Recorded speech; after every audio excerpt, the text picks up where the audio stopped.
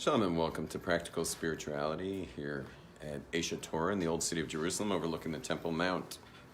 Please join the Yom Tov Media Club, yomtovmediaclub.com, and help get the word out from these classes. Today's subject we're discussing, it comes from Mrs. Beth Baker from Cleveland, Ohio. And she asked a question that, God's expecting a tremendous amount from us. We've got 613 commandments, which breaks into 55,000 laws, and it keeps you pretty busy. And so it's adamantly compelling us to fulfill these commandments. Yet at the same time, we're expected to work. Well, work takes a lot of time, and for many people, working 8 hours is just the beginning. And now that we have smartphones, working 8 hours is like a slacker. So how are we all supposed to get done what God expects from us with work? Now, I'd like to start with the Pirkei Avos, the ethics of our fathers. It's actually this week, every week for these 7 weeks is accustomed to learn one of the chapters of Pirkei Avos.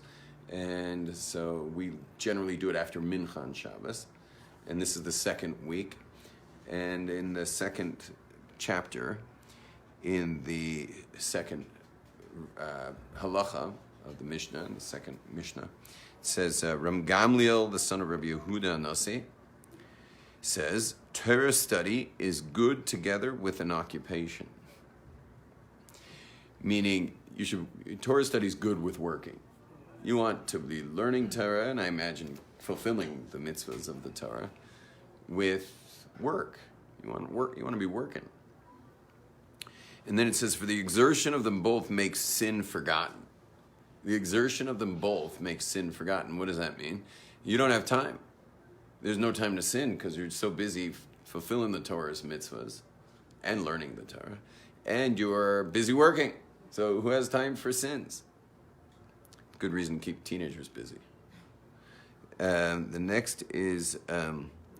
And then it goes even further. It says something very strong, which would be, this is something that the rabbis of our generation would have to answer. And that is, it says that all who exert themselves for the community, all Torah study that is not joined with work will cease in the end. Meaning the Torah study will wind up ceasing, whatever that means. The Hebrew in there is... anyone who learns Torah but does not work. Sofa betela.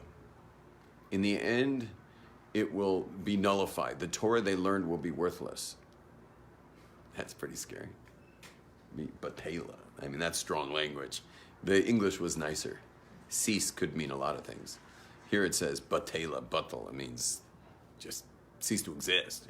Gone. Didn't go anywhere. Pretty scary thought. And then it goes even further and says, Vigoreret avon, and will lead to sin. Torah, if you're learning Torah and you're not working, you're going to be sinning in the end. It's obviously not meant to be taken literally, right? Definitely to be taken literally. All Torah you hear from either the Chumash or the sages is to be taken literally. Does it have many other meanings? Yes, but but we have a principle that anything you learn in Torah never goes that far from the actual theme. I mean, if it's stating a very clear statement, it never goes too far from there. Now, you could have a medrash really far from there, like you could have something that's really far from what's being said. A teaching, like there's a lot of teaching about the Exodus that are way out there. Like fruit trees growing as the Jews are moving through the split sea, and they're like, and it was like glass. You could see like fish through it, and it was like there was like whatever, all kinds of funky stuff going on there during the Exodus, and that's way off. So you can be sure that whatever is written in the Torah is what happened, and all the stuff that's way far away from there is, and many of them are completely contradicting, so they can't both be true. I mean, you can't have two contradictory things happening at the same exact time in mitziut, in experience. So whatever, we never go far from what's being said. So the bottom line is Torah is meant to be with work. Now here's something amazing. And that is the Iceberg Commandment. Do you know what the Iceberg Commandment is of the whole Torah? You know what an Iceberg Commandment is? Iceberg Commandment, if I can draw an iceberg. Do we have any pens here? There's one. You draw an iceberg. Let's say this is like, let's say that's like 10,000 feet iceberg. Where's the surface of the water? Right there. Okay? So you see a couple 100-foot iceberg, you're like, oh, look at that cute iceberg. Let's say you're on a cruise to Alaska and you see an iceberg. What a cute little iceberg. I wouldn't mind living on that iceberg for a day or two, camp out on the top or something. What you don't see is what's underneath. So in Iceberg Commandments, when you see a cute and sweet commandment that looks fun enough and more or less friendly, and later you discover what's really involved. So an Iceberg Commandment is the ultimate Iceberg Commandment of the whole Torah, is the very first commandment of the whole Torah. What's the first commandment of the Torah? To be fruitful and multiply. You know why God made that the first commandment? He figured when you'd read that one, you would keep reading. Every story's got to start with a good start. So it's to be fruitful and multiply. Now it looks like a fun enough commandment. Everyone seems to be interested in that. Just go to town. Everything seems to be one fashion store after the other. Everything's either a fashion store or a bank to pay for it or a restaurant to meet people at or a pub or something. People take this one. People like this commandment. So anyway, all the rules have changed with birth control, but originally it was supposed to be some kind of guarantor for women to not be left completely abandoned into their 30s plus.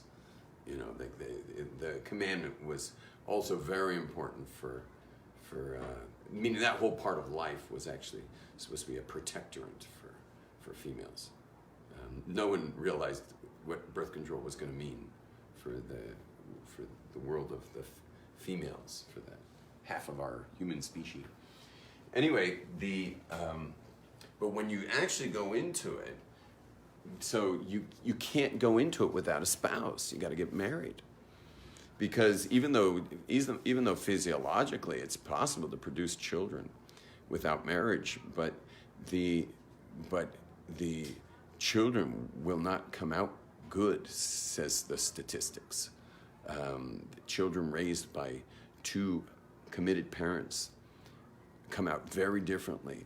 Now, it's not that there aren't individuals that come from one-parent families or even no-parent families, meaning like foster home kids, that became some of the best people that ever existed. Those exist. But when you look at the large perspective of the actual stats, it's a disaster. It's a disaster to not have two parents, which means you have to have marriage. Well, marriage is super complicated. And in order to create marriage, you need to deal with tons of Torah. Tons of Torah. There's a lot of Torah involved in marriage. And the Torah that's involved in marriage is, first of all, you can't get someone into marriage, you can't get them out. You got to have first the exit set up properly. So the first tractate of the marriage tractates, there's about six of them, maybe more, I forget the exact number. But the first one's called Gittin, which means how to get out of marriage. Because you can't get someone into something without explaining how to get out of it. And so that's divorce. There's a whole tractate of Talmud of how divorce is handled. Then there's marriage. How do you bind two people together, which is not just physically but also spiritually? How do you create a contract that will fuse two souls together? What do you got to do to fuse souls together? And that's a lot of information there. A lot of Torah is involved in that. And then you've got the first feminist document in history. What's it called?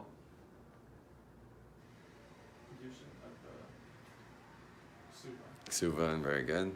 The Ksuva, for Sephardim or conservative reform, it's called Ketubah, which is the first ever feminist document. It actually protects the female in case in case the male turns out to be a bum, or he skips town, or he dies, or he just divorces her. It's her recourse.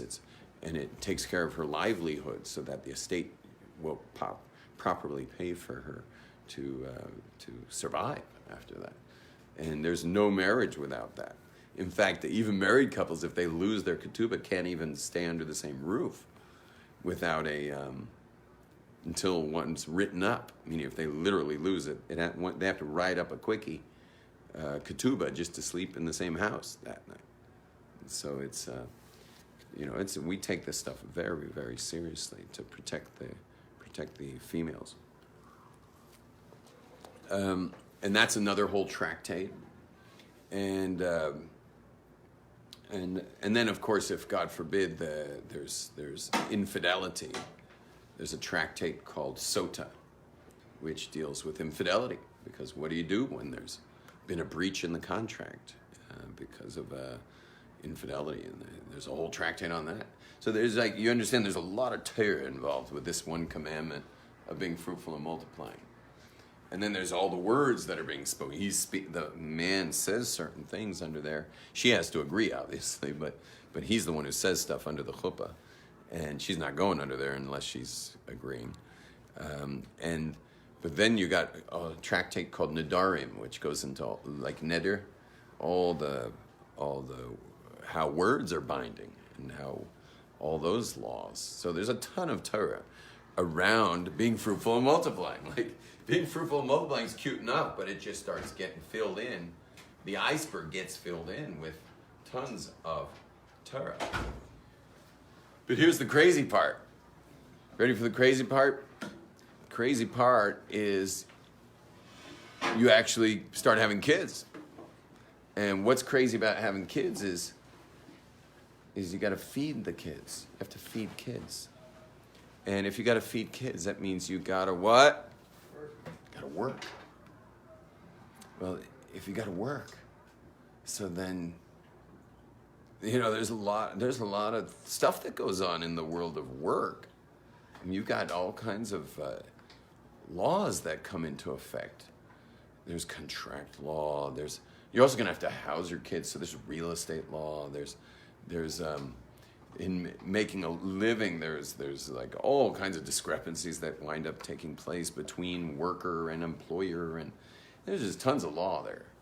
And all of that civil law is listed in the Torah in depth. There's a tractate for any personal damages in the Baba Kama, all the personal damages they're called the gates. Baba means, in Yiddish it means grandma, but in Aramaic it means gates. There's 3 gates. There's civil damages laws. Those are the Baba Kama. Then there's just property law, which is the Baba Mitzia, how to deal with movable property. And then there's housing your family or your factory or whatever you've got in real estate is Baba Basra, the final gate, which goes into all those laws. Now, all of this is coming from be fruitful and multiply. But our Torah that says you got to be fruitful and multiply is the same Torah that says you got to get a job. And so you're going to have to work. And it's going to bring, meaning the whole Talmud comes out of this. Now there's a couple crazy thoughts to have about this. One of them is separation of church and state. Does it sound like Judaism separating church and state? No, 0 separation of church and state. They're not separated at all. This is going to be, it is totally mixed in. But the funny thing is, how can you separate them? The only reason anyone would be crazy enough to have children, besides obviously the animal instinct to reproduce, but the only reason anyone would be crazy enough to do that would be that somehow there would be a greater good as a result. Other than, again, people have maternal instincts, people have paternal instincts. But beyond those instincts, there's got to be a greater good. And how would you know there's any greater good without God saying that there's something worth living for? Well, if there's something worth living for, there's something worth having kids for. And that I could maybe impress upon my kids. And this is why parents get so freaked out when their kids aren't interested in what they believe is worth living for. You know, and all of you kids in this room, we even got a mother-daughter duo here, love to test mothers and fathers. Yeah, you have kids? No. You don't have kids? Yeah. But raise your hand. Raise your hand if you ever tested your parents. You tested your parents' value system. Anyone here test your parents' value system? It's cruel and unusual to do that because really the only reason that your parents, and especially now that we have birth control, the only reason your parents had you, the only reason was to impart those values. That's it. That's it, because you're nothing but a liability. Okay, no offense, but you're a major liability to your parents and to society. So there must be some greater good of why it is that your parents brought you to the world, and that greater good is those values. But but teenagers are just cruel and unusual when they test their parents' values, because the parents go into this state of mind, which is a direct quote from Rebecca when she had twins. She didn't know she had twins.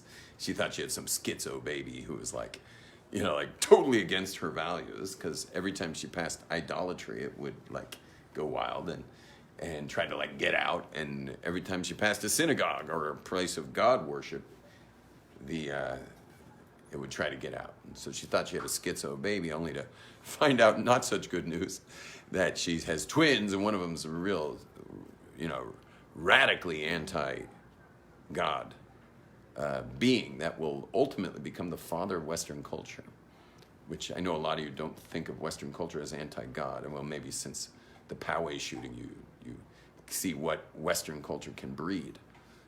If you take God out of it, you're going to have anti-God coming out of Westerners for sure. But anyway, Westerners are no friend of God. But you can influence them. They're influenceable towards God. You certainly want to start young.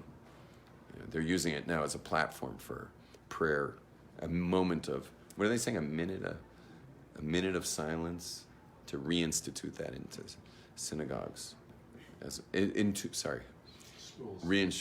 institute that into public schools, so that maybe there'll be less people growing up with these kind of anti-God feelings when they'll be capable of causing damage to humanity.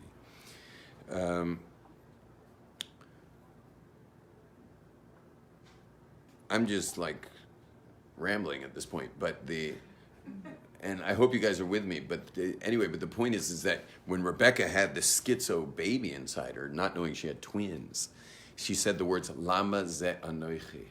Lama, why? Ze, this, meaning this situation. Anochi. Now, anochi is a weird word, and the whole sentence doesn't mean anything. Why this I? Why this I? Or why thusly am I? But what it really means is I'm not sure how Art School translates it, but it's why am I doing this? Why did I bother? If this kid isn't interested in my values, so what was the point? What was the point of it all? And every parent who's had their teenagers test their value system has this feeling of why did I do this? Why did I have sleepless, nauseous 9 months? And why did I have to work around the clock to pay for a kid who's just going to throw everything that the whole reason I had the kid in the first place to throw in the garbage can? Why did I do that? Lama ze anoichi? What am I living for? Basically, it means, what am I living for? And there's an answer, by the way. A lot of parents love to kind of use that complaint and leave it at that, meaning they just eat their hearts out and suffer. But you're actually supposed to answer the question, meaning the question, what am I living for? I mean, if the reason I had these kids was to impart these values for another generation of goodness, the way I like to say it is when people see how many kids I had, because I'm a radical environmentalist. I'm like a hardcore environmentalist. So why do I have so many kids? A radical environmentalist shouldn't have any kids, as many of them don't. And so I say, when my friends who are also big environmentalists that I grew up with, when they say, why'd you have so many kids? I say because when you're creating more of a problem, meaning more consumers, when you're creating more of a problem, so I understand why you would want to have fewer children. But when you're creating the solution, meaning the whole reason you're having these kids is to solve the Earth's crisis. When you're creating more solutions, so then you should have as many as possible. And as one person said to an old lady when she said, how many already, when she saw all his kids? He said, till 6 million. So we are here to create solutions out of our children. And when the kids test the values and you say to yourself, why do I even bother? Why am I hassling why am I ruining my life for these kids who have no interest anyway in the values? You have to answer the question, well, yeah, what are you living for? And the answer is, unfortunately, for so many parents, the answer for so many parents is, I'm living for social acceptance. Meaning, I got into all this because it's true, but in the end, I've lost sight. I've strayed from the formula, and now I'm paying the price. And what I'm doing all this for is to basically keep up with the Schwartzes, look good in the eyes of my observant community. To be observant in any observant community is, if there's a tremendous amount of looking good involved for the community in details that I'm just going to leave out of a live feed because it's just more than we can handle here. There's a tremendous amount of details of what it takes to be considered on the up and up in an observant community.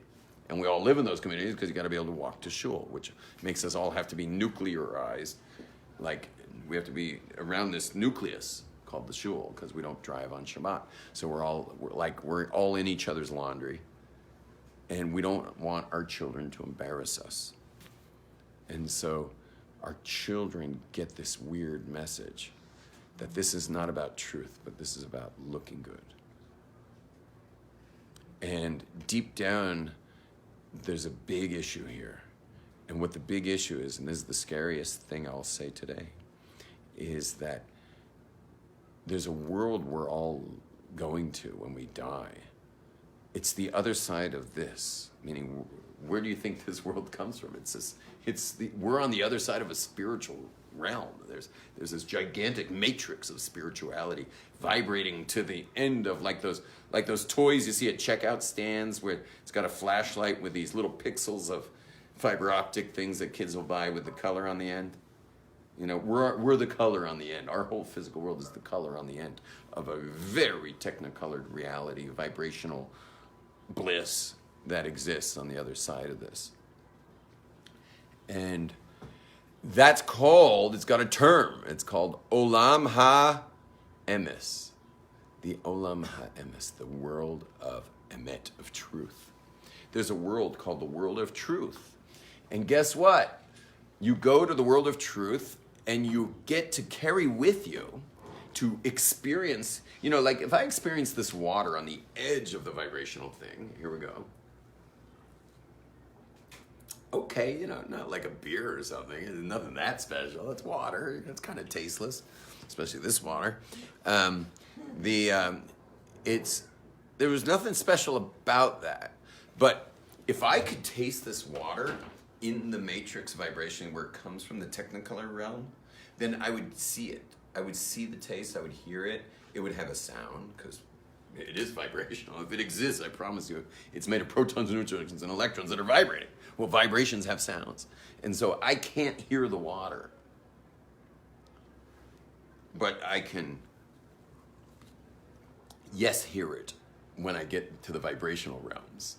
In the Olom Ha I can actually get to the true water, which is, going to have sound to it. It's going to have sight to it.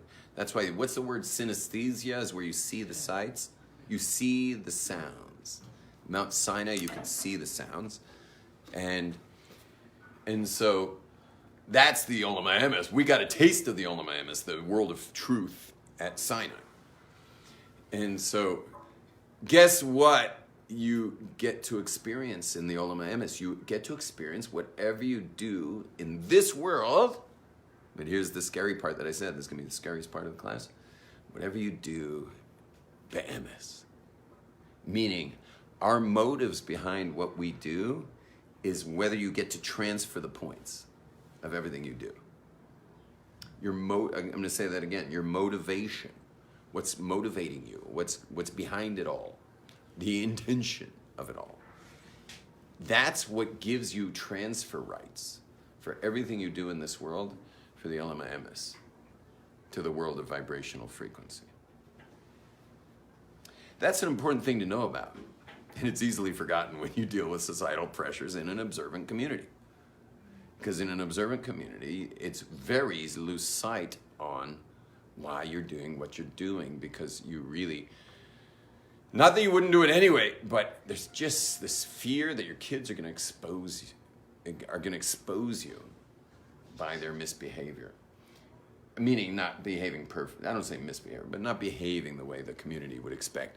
Now, how high are those standards for the How high are those standards for the average teenager? High or medium or super high, especially in certain societies. If you raise a kid in Mea Shearim, the standards are considered more or less normal. If you raise a kid in the United States of Esav, yeah, you are talking about massive standards. And the kids are like, what the hell? Like, how did I win this lottery? Growing up in a observant home, while passing billboards. I once lived in America for like a few months. That was all I could take. It was supposed to be a few years, but I had an allergic reaction to America and left. But I had all these little kids at the time, like really little kids. Like we had like, I don't know, they were like maybe 4 and down, little ones. And they could barely see out the window in their baby seats in the car. But what would happen is I'd pull up to red lights. This is in LA.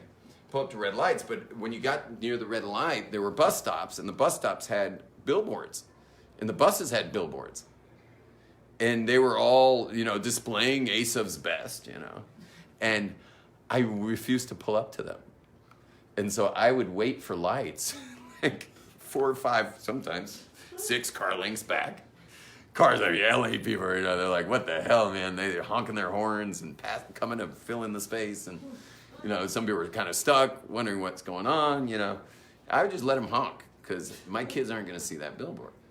Not that my kids would have any ability to understand what they were looking at. They were tiny kids, but they're not seeing that. Like, that's too big a price to pay. Like, I don't mind teaching Torah in America, but not at the risk of infecting my children with Esav, with Westernism. And so our kids have this massive standard. It's way beyond what could ever be expected of a teenager with teenage hormones and teenage everything that teenagers have. And meanwhile, us as parents, kids sense parents' fear. Because the whole thing about being a child is children want to know they're safe. That's our job as parents, is let your kids know they're safe. So kids learn at a very, very young age to sense their parents' feeling of safety and security. If the parents are feeling safe, the kids feel safe. And our job as parents is to help our children feel safe. But the kids, on a very pre-verbal level, understand our fear way before, meaning they know when we're afraid. Our kids get that, because our job, their thing is, I'm a vulnerable kid. So my only thing that could possibly keep me safe would be my parents. And so before the kids got enough advanced mind, their brains advanced enough to know about real danger, their job is to just read our faces, read our vibration, read our interaction with our environment. That kids are reading us.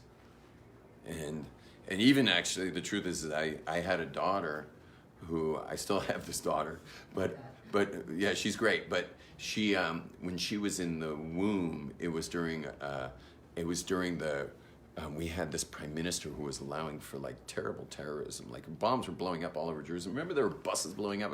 What year was this? Like 2001? I forget the name of the guy. I think he was killed actually. Oh, so I know his name. Rabin? Was it Rabin? Yeah. Oh, it was Rabin. When Rabin was prime minister, there were a lot of bus bombings going on everywhere. Everywhere. I mean, it was like daily. And I missed every single one of them because I teach at Aish. And the old city, the Jewish quarters, and thank God, in all my years, there's never been a terrorist attack in the old city, in the Jewish quarter. Lots in the old city, never in the Jewish quarter. So, yeah, you wouldn't think this is the safest place in Israel during times of terror, but apparently it is, because we're like one of the few neighborhoods that thank God, Olom Ha.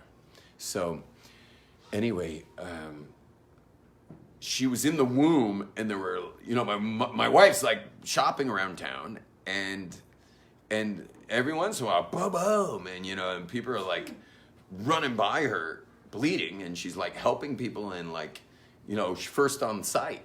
My wife was first on site multiple times that year, and anyway, that daughter, when she grew up, any loud noises sent her into a panic. Because my wife experienced these, the daughter felt her caretaker, the fear in the bloodstream and the whole, it has fear has a lot of toxicity to it in our system, in our musculature, and it goes in, that's post-traumatic stress disorder, for example, it's in the lining of the body. In my seminars, once in a while I'll get someone who has PTSD, hoping my seminar is going to do it for them. And it certainly is amazing with certain trauma, but there's trauma that's in the tissues.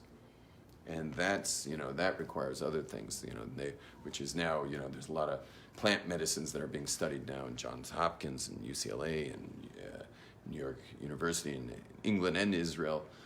These things that were thought of as 1960s, hippie drugs that are now being tested to be seemingly the number one treatment for post-traumatic stress disorder. You can look that up online if you'd like to learn more about that. Meanwhile, our children, our teenagers have a tremendous amount. I think I learned this from you, by the way. In fact, I did learn this from you. Rabbi Neckmeyer just walked in. You want to join me up here for the live feed? No, I want to talk about bikes with you. I just went to the shops and tell you whatever. Oh, I want to hear what's. Rabbi else is not going, so he told me I have to fend for myself. Oh, really? Anyway, yeah, go ahead, please. Anyway, but what I learned from Rabbi Neckmeyer years ago is that our kids sense our need to look good in the eyes of society. Therefore, our kids are reading our fear, and they're saying, "Hey, not every kid's going to do this. Only the Avram Avinus." We all hope like our kids are. We hope our kids are genetically from Yitzchak. We don't like the kid that destroys our idols. And every woman at the hotel right now is praying about their pregnancy. They're like, please, God, let it be a tzaddik. Like, let's be straight about this. What you really want is a Yitzchak. You don't want phone calls home from the principal for your Abraham child, meaning your daughter is going to bust up all convention, and like break up all the lies of our societies and stuff. But we also, there's such a thing as having an Avram Avinu genetic child who's there to break up your idolatry. And what's the biggest idolatry for us is more important what our society says about us, our observant community says, than what we're actually doing the commandments for. And so what happens is God sends us this magical Abraham kid, destroys our idols. We ask Rivka's question, Lama ze anochi? And then meaning, what am I living for? And then we answer, I'm living for emes, not for my community. And then all of a sudden, my whole shift, I start shifting in the way I do my mitzvahs. And also how I relate to the kids, because it's no longer out of fear and that they're going to make me look bad. I say, to hell with that. I'm just going to serve God with white fire service. And I'm going to make sure at least I don't wind up with nothing upstairs because I was so busy trying to, look good for everybody. I'm going to do things for the right reasons and for truth. And you know what? Whoever that kid is who was skidding out, who was there, really God just sent that kid to wake me up. So thank you for waking me up. That kid's going to figure his or herself out. When they figure his or herself out, they'll work it out themselves how they're going to do things.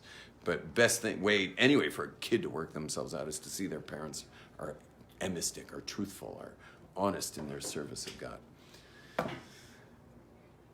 So yes, we are supposed to live Torah with work. We're supposed to be involved in the physical world, and this class had many themes, so I just gonna leave it at that. Yes, Torah has to be with work. I didn't explain why. We'll talk about that another time. But certainly we all got to be real truthful in how we serve God. May we be blessed. Amen. Shalom. Please join the club, yomtovmediaclub.com. Shalom. Okay.